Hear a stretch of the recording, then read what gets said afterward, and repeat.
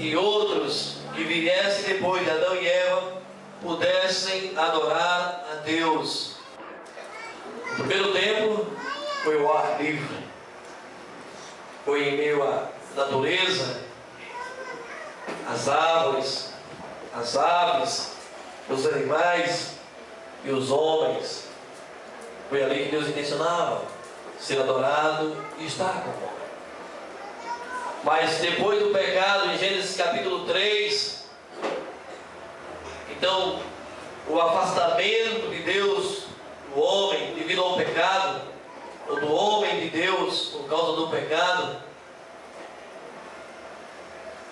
os anos se passando e o aumento do pecado, o relacionamento entre Deus e o homem foi se distanciando.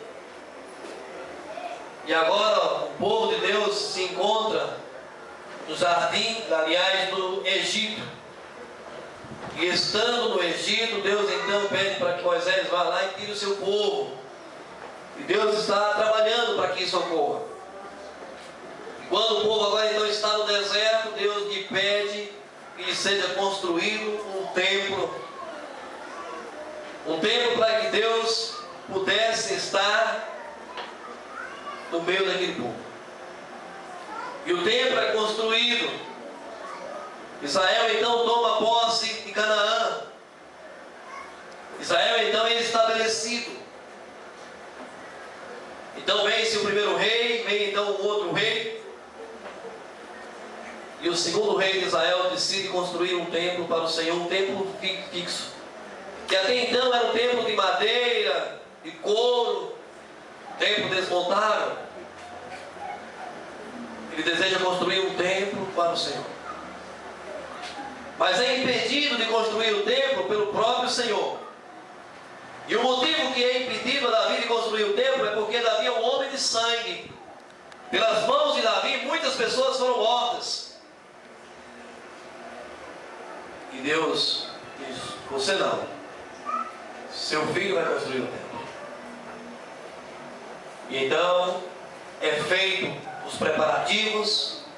Davi prepara, anos após anos, Davi prepara os meios necessários para a construção do templo.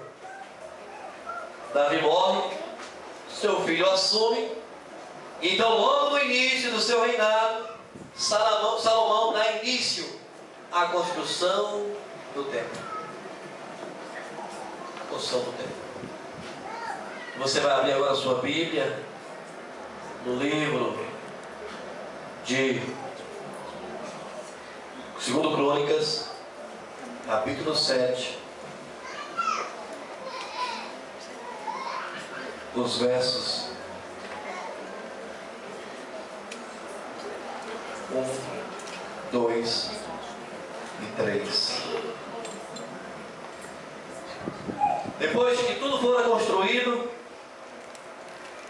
conforme Deus havia orientado, conforme os materiais escolhidos por Davi e por Salomão, é o momento chegado da consagração do templo. É chegado o momento em que o templo será dedicado, será oferecido ao Senhor.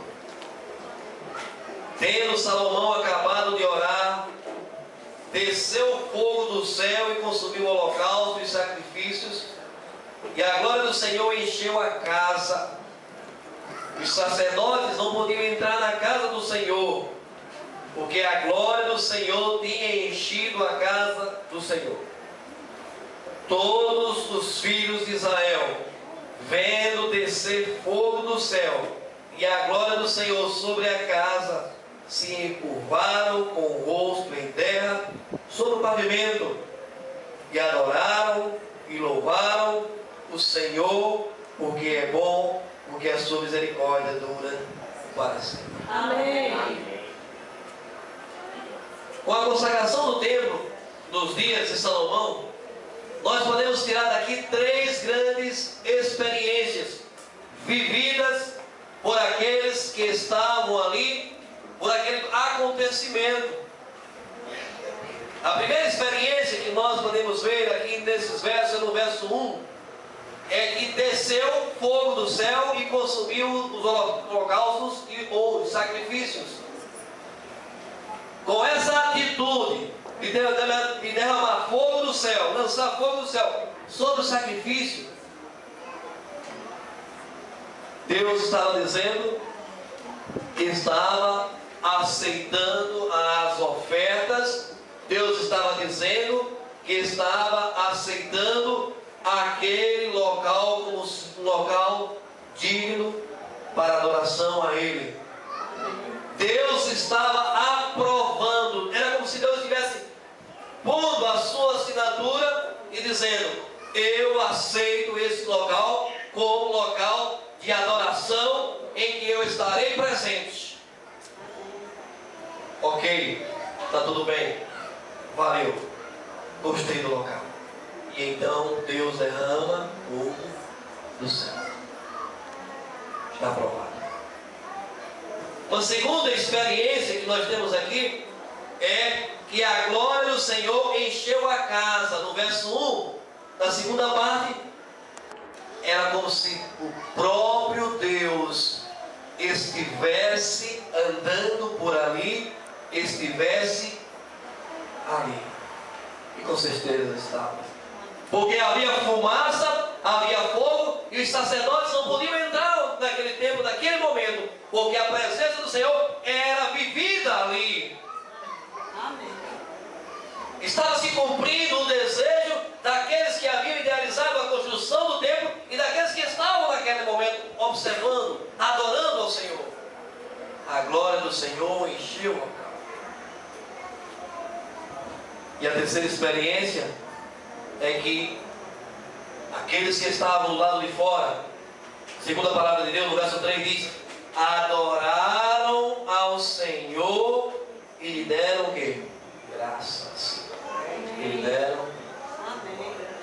A atitude dos construtores, dos idealizadores daquele local de adoração foi de reverência, de adoração, de reconhecimento de que Deus era o único Deus, um Deus de misericórdia, um Deus de amor, um Deus de paz, um Deus que tem compaixão do seu povo.